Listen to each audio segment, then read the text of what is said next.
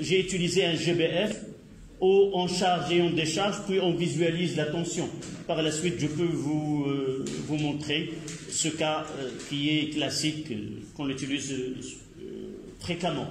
Mais là, on va voir une technique qui est l'exAO. Ce sont des expériences assistées par ordinateur. D'accord? Donc, je vais essayer, si vous voyez là devant vous, un générateur tout à fait normal. Ce que nous utilisons, il n'y a ni un générateur idéal de tension, mais uniquement un générateur qui donne une tension continue de 6 volts. Donc, de borne positive, je passe aux bornes de condensateur. De condensateur, je passe à l'interrupteur à double pour former la position, nous avons déjà dit la position 1 et la position 2. La position 1, c'est la charge, et la position 2, c'est la décharge. Donc, vers le milieu. De ce côté-là, lorsque je bascule l'interrupteur K de ce côté-là, ça donne la charge de condensateur, c'est-à-dire je reviens au générateur de l'autre côté. De l'autre côté-là, condensateur, et là, il y a un nœud. Je peux revenir de là, puisque j'ai déjà utilisé, je passe, là c'est un nœud, soit là, soit là. Je le mettrai ici. Et je passe dans la bobine, les deux bornes. De la bobine, j'utilise une résistance R pour faire accentuer la présence de la résistance dans le circuit. C'est-à-dire, quel est l'effet de la résistance sur cette décharge? Je peux l'enlever comme je peux utiliser uniquement la résistance de la bobine, tout simplement. Et de là, je retourne à l'interrupteur. Donc, entre les bornes, vous voyez là, je prends la tension entre les bornes de condensateur via le GLX, puis je le relie au PC.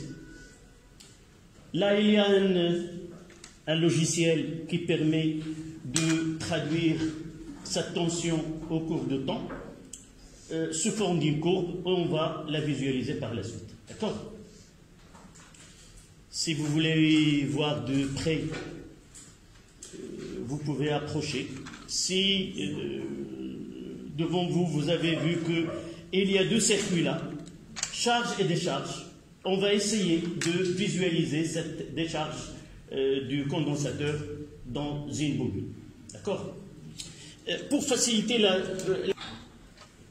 donc, je refais. Je vais supprimer cette dernière. Donc, capture tension courant.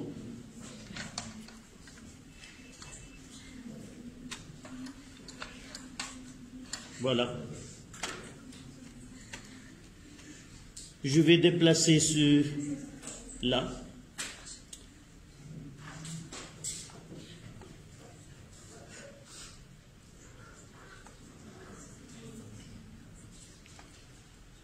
Voilà la tension visualisée.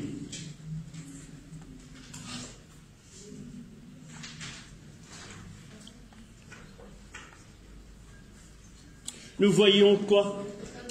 Une forme qui est pseudo-périodique.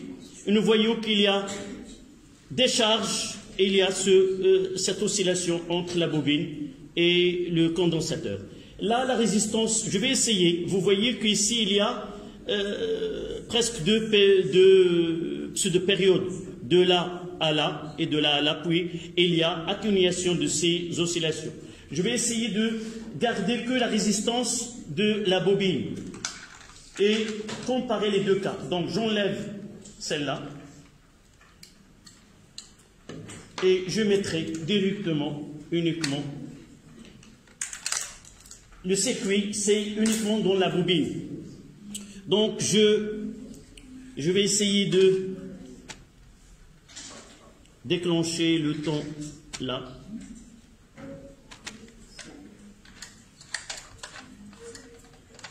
Voilà, j'arrêterai.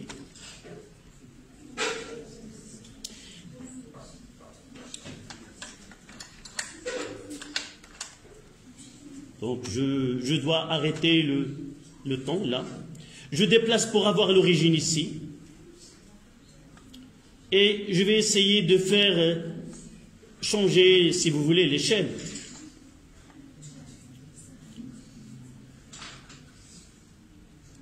Voilà.